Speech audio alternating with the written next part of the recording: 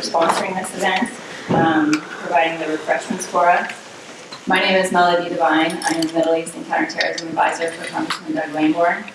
I'm an attorney, I practice commercial litigation and attorney ethics.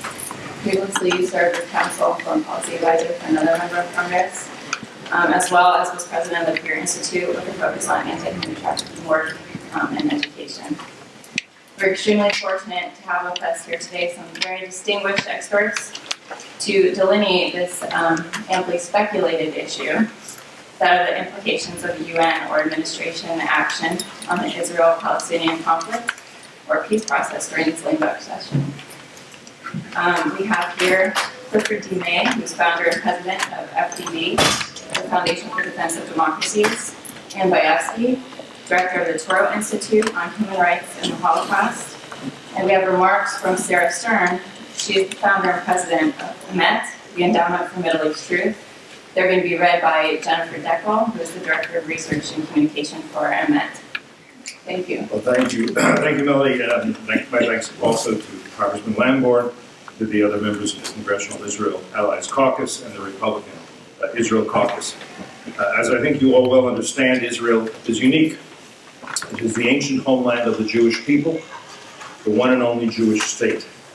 The historian Barbara Tuchman has pointed out that a majority of Israel's citizens are living in the same land, speaking the same language, and worshiping the same God as did their ancestors 3,000 years ago. How many other nations can make that claim?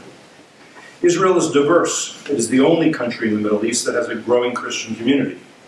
Arab and Muslim citizens constitute its largest minority. Like Israel's other citizens, they enjoy rights and freedoms available nowhere else in the Middle East. But as you also know, Israel is exceptional in another way. It is the world's most threatened nation. Openly committed to Israel's extermination are Hamas, which rules Gaza, the Islamic State and Al-Qaeda, which occupy territories across Israel's northern border in Syria, Hezbollah, an Iranian proxy, in effect, Iran's foreign legion, which now dominates Lebanon, and of course the Islamic Republic of Iran, the world's leading sponsor of terrorism, a regime with imperial ambitions, a theocracy whose supreme leader continues to vow death to Israel and death to America as well. We know their intentions, it is their capabilities that are changing. I had never set foot in Israel before founding FDD, the Foundation for Defense of Democracies, the National Security Institute, of which I am president, immediately following the attacks of 9/11/01. I have, however, visited many times since. As I've learned, and as I'm confident you know, the vast majority of Israelis would very much like to live in peace with all their neighbors, not least those in Gaza and the West Bank, territories Israel seized from Egypt and Jordan, respectively, in the Defensive War of 1967. But achieving that is not simple, as the past 67 years should have made clear. In 1947, the UN proposed founding two states in Western Palestine, one Arab and one Jewish. Palestinian Jewish leaders accepted the offer. The Palestinian Arab leaders, they had not yet appropriated the name Palestinian as theirs and theirs alone, rejected it. In 2000, after the Camp David talks had broken down, President Bill Clinton presented Israeli and Palestinian leaders with his parameters for a two-state solution. The Palestinians, Mr. Clinton would later write, were to receive roughly 97% of the West Bank, all of Gaza, as well as sections of East Jerusalem. The Israelis were to get a formal end to the conflict.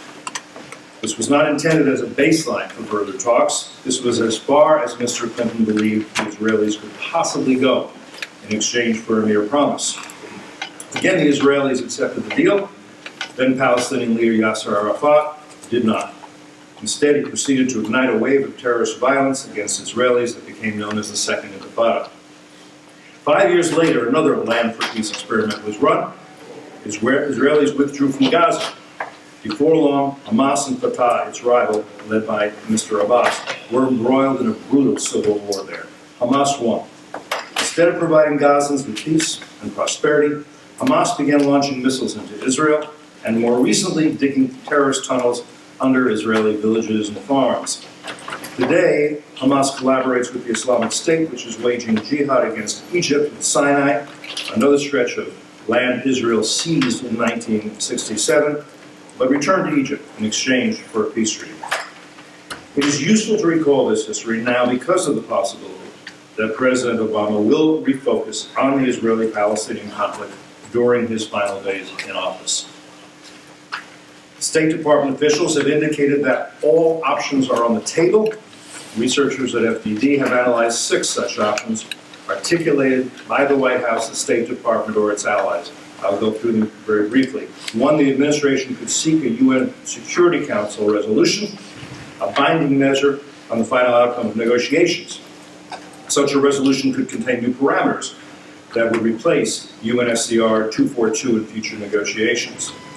This option would be unwise, and it's probably unlikely for 2 reasons. First, the administration has very specifically promised leaders of the American Jewish community that it would not take this action. Second, surely President Obama understands that a process at the United Nations might begin with one set of parameters, but in the end yield a resolution very different from what he had in mind. 2, the White House could initiate a UN Security Council resolution calling for sanctions on Israel in retaliation for the building or maintaining of settlements, the term often used to describe Israeli communities in the West Bank, the Golan Heights, and or East Jerusalem. Such a move would legitimize further economic warfare, in particular boycotts and sanctions against Israel, even if the UN does not make determinations of specific violations. Here again, one hopes that President Obama grasps that other members of the Security Council could make the measure far more extreme than intended. The next administration will be forced to deal with the fallout. Third, the Obama administration could abstain or vote for recognition of a Palestinian state at the UN. The grim reality is that the Palestinian Authority is not yet prepared for statehood. What's more, should the UN recognize a Palestinian state in the absence of a negotiated settlement of the conflict with Israel, Congress might respond by cutting U.S. aid to the United Nations pursuant to 2 pieces of legislation signed into law by George Bush in 1990 and President Bill Clinton in 1994. Currently, as you know, the U.S. provides 22% of the UN's total budget. 4, the White House could issue a statement of Obama parameters. The president is reportedly contemplating a public speech outlining his vision for a peace agreement that would form the basis of United States policy and perhaps inform new multilateral initiatives. Such initiatives would be non-binding, but they would represent a radical departure from long-standing negotiating principles. It would also be unhelpful. Realistically, Palestinians cannot demand or accept from the Israelis less than an American president demands. Concessions should be agreed to through negotiations. Concessions should not be a precondition for negotiations. 5, the IRS could penalize settlement supporters. In this scenario, the administration would seek to revoke the tax-exempt status of U.S. nonprofits that support organizations facilitating settlements in the West Bank. This approach could prompt dozens of lawsuits, and it is doubtful the next Congress would allow these regulations to stand. 6, and finally, an executive order could be issued against those involved in settlement activity. Such an executive order would sanction Israeli officials or entities for engaging in further settlement activity, including even natural growth, for example, adding a room to an existing home after the birth of a child. It's worth remembering that Israel is not the only country engaged in territorial disputes. The Obama administration has taken no similar action in regard to territorial disputes involving Turkey, Morocco, or China, to take just 3 examples. Surely, an American policy should be consistent. At the very least, it should not discriminate against one of America's most reliable allies. Let me add one additional thought. In June of 2002, George W. Bush offered what he called a vision of 2 states living side by side in peace and security. That would require, he said, a new and different Palestinian leadership, one that is willing to embrace democracy, confront corruption, and firmly reject terror. Almost 15 years later, such a Palestinian leadership is not in place. Instead, there are today 2 Palestinian entities, one ruled by Hamas, which is, again, openly committed to Israel's annihilation, the other by an 81-year-old politician with health problems who dares not set foot in Gaza, is not prepared to hold elections, and has no succession plan. Neither Gaza nor the West Bank has viable political and economic institutions. Also important, if generally unmentioned, without Israeli security cooperation, the West Bank would be susceptible to a Hamas takeover. Or worse, absent Israel's military presence in the West Bank, what would prevent those waging the genocidal jihad in Syria from infiltrating and soon slitting throats and dumping bodies into mass graves? The security assistance Israel quietly provides the Palestinian Authority, and Jordan, and Egypt, is essential. Does Mr. Obama have an alternative in mind? UN peacekeepers, perhaps? Speaking of which, by now it should be obvious that the raw bigotry and unmitigated hostility of the UN and its agencies toward Israel makes that institution incapable of facilitating a successful peace process. President Obama hadn't realized that in the past. It should have dawned on him last month when the Executive Board of UNESCO, the UN Educational, Scientific, and Cultural Organization, passed a resolution implying that the most important religious sites in Jerusalem are holy to Muslims only, denying their older Jewish, and by implication Christian, connections. I should point out that Russia and China, both members of the UN Security Council, voted for that resolution.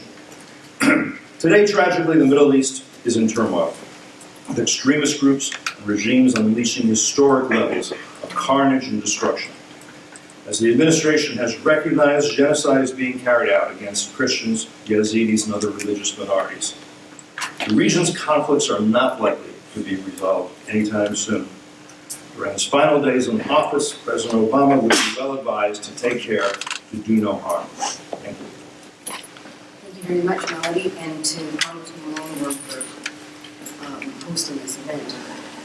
American bipartisan foreign policy begins with the premise that peace between Israelis and Arabs, including Palestinian Arabs, must come through direct negotiations and not through the imposition of terms and conditions by third parties, for a reason. Direct negotiations require each side to recognize and legitimize the other. Today is the 69th anniversary of the adoption of the General Assembly in 1947 of the Partition Resolution, a partition resolution into a Jewish and an Arab state. The Jews said yes, the Arabs said no. And for 69 years, almost every Arab state and the Palestinian population have looked for every possible way to turn back the clock to November the 28th, 1947. Successive wars, years of terrorism that begins decades before 1967. And what they have so far been unable to accomplish on the battlefield, they have sought to accomplish via the political battlefield of the United Nations. One Jewish state versus 21 Arab states within 56 Islamic states, which is the largest single bloc within the 119 states of the so-called non-aligned movement. These countries, which are largely not democracies, and whose dominant spokesmen at the UN have been Iran and Cuba, constitute 2/3 of the UN. By virtue of their numbers, they wield power at the General Assembly against the one and only Jewish state that can only be described as an international mob, incessantly attempting to accomplish through deadly politics what they have been unable to do through war. Today, at the UN, as we speak, they are holding International Day of Solidarity with the Palestinian people. On the anniversary of the Partition Day resolution dividing the land into a Jewish and another Arab state by flying only one flag, the flag of what the General Assembly has already officially named the State of Palestine. Partition Day, and no flag of the Jewish state, the UN member state of Israel. It isn't a back room. Beside the Palestinian flag are sitting the President of the Security Council and the President of the General Assembly. This week, the General Assembly will adopt more resolutions condemning Israel, bringing this year's total to 19 against Israel and 7 critical of human rights records in all of the rest of the 192 UN states combined. To further understand the mob mentality, consider this statistic. The General Assembly hasn't held an emergency special session in 20 years on any subject but Israel. 400,000 plus dead in Syria, and a few weeks ago, all the General Assembly could muster was a 3-hour informal session to talk about the possibility of eventually having an emergency session. No emergency special sessions were ever held on genocide or crimes against humanity in Rwanda or Sudan. But they have had 17 such sessions or resumed sessions on Israel alone. The UN's top women's rights body annually adopts only one resolution critical of one state for violating the rights of women anywhere in the world. That would be Israel, for allegedly violating Palestinian women's rights. Not Palestinian men, not second-class citizenship in Saudi Arabia, not stoning in Iran, just Israel. A constant drumbeat to delegitimize and destroy the one and only Jewish state. The only thing standing in the way of this mob is the veto of the United States at the UN Security Council. The veto power is not a tool which the United States uses lightly, but it exists because it is absolutely essential to protect the values of our country, our Constitution, and our firm understanding of right and wrong from an undemocratic mob. Protecting the Jewish state, Jewish self-determination, from 7 decades of rejection and discrimination and double standards and demonization is a part of our core sense of what human dignity is all about. What lies ahead in the next few weeks? A campaign that is growing daily by leaps and bounds because the Obama administration has openly and deliberately refused to dampen expectations. No one knows for sure what form a Security Council resolution may take, if it is formally tabled at all. But here is what we do know. Number 1, the Palestinian Authority is the one and only party refusing direct negotiations. Number 2, the governing authority of Gaza is a terrorist organization openly committed to Israel's destruction. Number 3, 70 years have passed and Palestinians still refuse to recognize the legitimacy of a Jewish state. 4, in this context, a Security Council resolution that hands Palestinians a victory pushes direct negotiations off, perhaps forever. Why negotiate when the politics of the mob succeeds? 5, a Security Council resolution would be permanent. A Russian and Chinese veto would prevent any effort to rescind it in the future by President Trump or any other president. 6, a Security Council resolution so drastically changing bipartisan American foreign policy fundamentals permanently in the waning weeks of a presidency is profoundly undemocratic. 7, do not be fooled by attempts to cast the substance as a minor adjustment. There is a lot of speculation as to the actual substance of the potential resolution. Full UN recognition and membership of a Palestinian state, a parameters resolution setting out the overall terms and conditions of the end result of non-existent negotiations, a call for an international conference guaranteed to gang up on Israel and the United States, or what is sometimes cast as just a resolution declaring settlements to be illegal. None of the above varies from the central theme of a win for belligerence, intolerance, and sustained rejection of a Jewish state. 8, a resolution declaring settlements on Arab-claimed territory to be illegal rather than an issue specifically set out in the Middle East roadmap as subject to negotiations is not a minor adjustment. It would be a full-throated endorsement of BDS, Boycott, Divestment, and Sanctions campaign. Why shouldn't there be boycotts, divestments, and sanctions of an illegal enterprise? Strip away the diplomatic smoke screens, and the President of the United States is currently flirting with American endorsement of BDS. Instead of making it clear that the idea of a Security Council resolution condemning Israel in his remaining time in office is a non-starter, he is allowing the crescendo of mob rule to grow. 9, leading that charge from within the United States as of today's New York Times op-ed is former President Jimmy Carter, champion of the libel of apartheid Israel.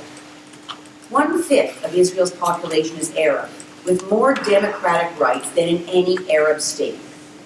But the rationale against Jewish settlements on disputed territory is that they might remain if the territory were ultimately to form part of a Palestinian state. And Palestine is supposed to be Judenrein, ethnically cleansed of Jews. Carter's support makes the rejectionist, intolerant agenda behind the Security Council plot more obvious than ever. 10. A resolution declaring settlements to be illegal will also be a major incentive to the prosecutor of the International Criminal Court to push forward with claims already before her that Israeli leaders, starting with its prime minister, are guilty of war crimes for supporting settlements. The ICC prosecutor is currently under pressure from African states, claiming that the court is victimizing African countries. A Security Council resolution declaring settlements to be illegal, in light of an ICC statute purporting to make settlements war crimes, might well strike the prosecutor as a green light to promote its street creds by pouncing on Israel. In short, the President of the United States is currently flirting with American support of a go after Israel message to the ICC. 11. The UN Human Rights Council adopted a resolution in March of this year calling for the creation of a blacklist of companies supporting Israeli settlements, directly or indirectly. In other words, an attempt to isolate and strangle the economy of Israel and accomplish what war and terror alone has not. The list will be publicly released at the Council this coming March. A Security Council resolution declaring settlements to be illegal will help the Human Rights Council open the floodgates of legal and political intimidation and blackmail of American corporations. The President of the United States is currently flirting with legitimizing economic warfare against Israel and American businesses. 12. And lastly, President Obama ran for a seat on the Human Rights Council a week before the U.S. elections. He wanted and obtained a 3-year term on the Council starting on January 1st, 2017, along with such UN human rights authority figures as Saudi Arabia. President Bush refused to join or pay for or legitimize the Council, while one of President Obama's very first foreign policy decisions was to run for membership on the Council in 2009 and become one of its leading backers. At the Human Rights Council and the Security Council with the Iran deal, and now potentially the Arab-Israeli conflict, President Trump is faced with an administration that has sought to rule beyond the grave by way of the United Nations. In the case of the Human Rights Council, the response is straightforward: resign the seat effective January 21st, instead of becoming part of a mug's game and legitimizing an institution so deeply at odds with American values. But a resolution of the Security Council on Israel at this time, however it is sugar-coated or misrepresented or dressed up as pro-peace, will be no different than how John Bolton colorfully and correctly described the Human Rights Council: lipstick on a caterpillar. Americans should not be helping it fly. It is anti-democratic, anti-peace, anti-business, anti-Jewish, and an insult to the integrity of the political system of all Americans. Thank you, Ms. Gillespie. Next, we're going to have remarks read to us from Jennifer Deckel, who's Director of Research and Communications at the Met. The remarks are from Sarah Stern, who's the founder and president of the Met, the Endowment for the Middle East. Thank you. Thank you, Melody. There is growing concern in Jerusalem that during this lame duck period, President Obama might not veto a rumored French proposed UN Security Council resolution for immediate Palestinian statehood and or for Israel to withdraw from all of the settlements. We know that President Obama still has not forgiven Prime Minister Netanyahu for coming to a joint session of the U.S. Congress and speaking about the dangers of the Iranian nuclear deal, which has created a huge menace to the United States, Israel, the Gulf states, and the world. This would be going against long-standing U.S. policy, which has always been that peace between the Israelis and the Palestinians must only be the result of direct negotiation between the parties. According to Oslo, Oslo II, the Hebron Accords, and the Y Agreement, Camp David II, and every possible agreement ever brokered between the Israelis and the Palestinians, Palestinian statehood was supposed to have been the result of something that was earned through the growth of mutual trust and goodwill that would have been incrementally built up through a series of stages. Statehood was not supposed to have been bestowed upon the Palestinians gratis. Rather than working to build up trust from the Israelis, the Palestinians did not miss a single opportunity to demonize Israelis and to incite their population to hate and to kill Jews. And simultaneously, the Palestinians have embarked on a 23-year vast and malicious international public smear campaign to do whatever it takes to defame and vilify Israel in the international community.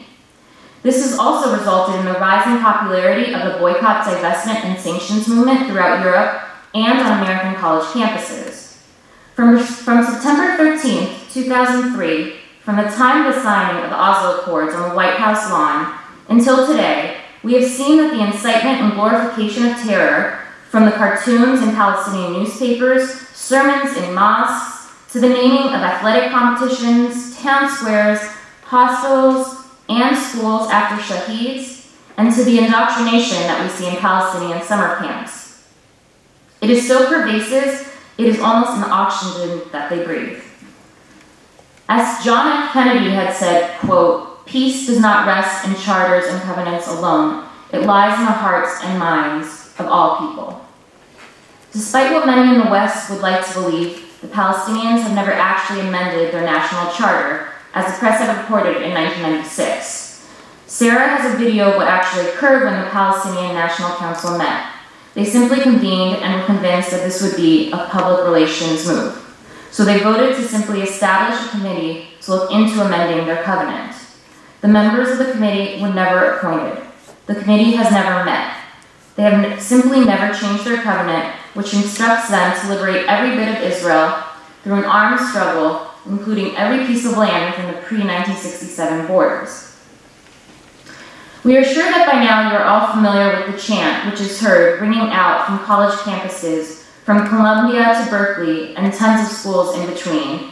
From the river to the sea, Palestine will be free. Where does that leave Israel? And even if there were immediate statehood, who would run it? President Mahmoud Abbas is 81 years old, and he's not in the greatest of health. According to the results of the most recent poll taken by the Palestinian Center for Public and Policy Research, which was taken from September 22nd through the 24th of this year, 61% of the Palestinian public polled in both Gaza and Judea and Samaria, or the West Bank, want President Abbas to resign. If the elections were held today and President Abbas were to step down, there are two top names which have been floated as possible replacements, and those are Ismail Haniyeh of Hamas and Marwan Barghouti of Fatah. Barghouti was the leader of the first and second intifadas, and he's currently serving 5 life sentences in an Israeli jail for murder. Between the two, 58% of Palestinians would prefer to see Marwan Barghouti replacing Abbas, while 36% would prefer to see Ismail Haniyeh. Mahmoud Abbas was elected president of the Palestinian National Authority on January 9, 2005, to serve a 4-year term, and he is still in office today. The Middle East that the incoming administration will inherit is one that is withering in instability, and it has huge foreign policy and national security implications for the United States. Libya's Gaddafi, who did adhere to America's request to give up its nuclear and chemical weapons, was overthrown, resulting in the proliferation of numerous jihadist groups. The Syrian red line that President Obama evoked, but which was never enforced, has led to a questioning of American resolve in the area. This, in turn, led to the proliferation of some of the most nefarious terrorist groups in the region, let alone a colossal humanitarian crisis with approximately 500,000 Syrian fatalities and the worst refugee crisis since World War II. This had led to the dramatic destabilization of Europe, Africa, and the Middle East. President Obama's retreat from the region has created a vacuum, which, as the old saying goes, nature abhors. So that vacuum has been filled by some of the worst terrorist groups swarming the region filling that vacuum. Many of these terrorists have been aided by the economic windfall that Iran received from the nuclear deal. It has long been known, and even Hillary Clinton testified this when she was Secretary of State, that Iran is the leading state sponsor of international terrorism. And many of these terrorist groups are on Israel's borders. Hezbollah has been a huge beneficiary of Iran's newly acquired wealth. The terrorist group is estimated to have 120,000 to 150,000 rockets and missiles pointing down at Israel from its northern border, where it has functioned for several decades as a state within the state of Lebanon. Just this past Sunday, the Islamic State on Israel's northern border fired mortars and shot at Israel's Golani Brigade. In response, the Israeli Air Force took out the ISIS terrorists from the sky. The Islamic State has also been sighted in Judea and Samaria. The Islamic State in the Sinai has been stealing armored tank vehicles and anti-tank missiles from the Egyptian military, and the IDF is preparing for an attack from its southern border. If Israel were forced to retreat to its pre-1967 borders, which are really just the 1949 armistice lines, it would reduce the Jewish state to being just 9 miles wide in its narrowest waist. Israel has been blessed with a natural defense on its east with the Jordan Valley, which extends to 400 meters below sea level, that borders a mountain ridge that extends to 900 meters above sea level. This unique topographical feature makes it a natural physical barrier that could be defended with relative ease, and that protects the coastal plain, where the bulk of Israel's population center and the military and industrial zone exists. If this were to be given up, we would most likely see proliferation of smuggling from Jordan, which would be a responsibility that would fall on the shoulders of the Hashemite kingdom. And if all this were to be stripped away, it would reduce the existence of Israel to a highly precarious situation. That would make Qalqilia just a few kilometers away from Ben Gurion Airport. Just one missile to Ben Gurion would effectively cut off the Jewish state from airline transit, further isolating Israel. And it would make all the population centers within easy missile reach. The Palestinians, from the time of the former Soviet Union until today, have supported America's enemies, from Nikita Khrushchev to Fidel Castro to Hugo Chavez to Muammar Gaddafi to Saddam Hussein, to the attacks on September 11, 2001, when Palestinians were seen cheering on rooftops and passing out candies as the news reached them that nearly 3,000 Americans had lost their lives on that fateful day.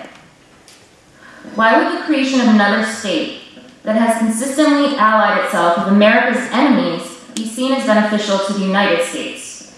Contrary to traditional State Department policy, the creation of a Palestinian state is not the linchpin to peace throughout the Middle East, or to winning the hearts and minds of the Muslim Arab world.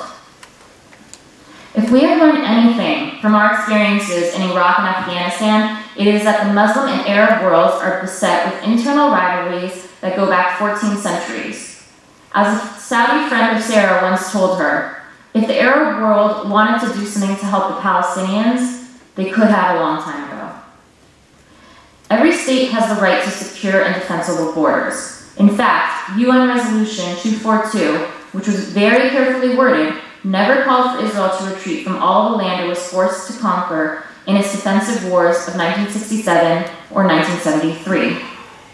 It has always been a cornerstone of Israel's philosophy to defend itself by itself. They would never want one drop of American or any foreign blood spilled in their defense. If one looks around the map of the Middle East, one sees one imploding state after another, a region literally teetering on the abyss. Each state is either currently embroiled in a civil war or just on the verge of one, either battling or having succumbed to jihadist and Islamist elements, or various jihadist elements are embroiled against one another. One would be wise to question why it would be in America's best national security interest to chisel down Israel, our one reliable, stable, democratic ally in the neighborhood, and our only trustworthy eyes and ears in that highly volatile region, down to borders that are simply indefensible. Withdrawal to the pre-1967 borders will not produce peace and stability to the region, but will simply weaken Israel and invite war.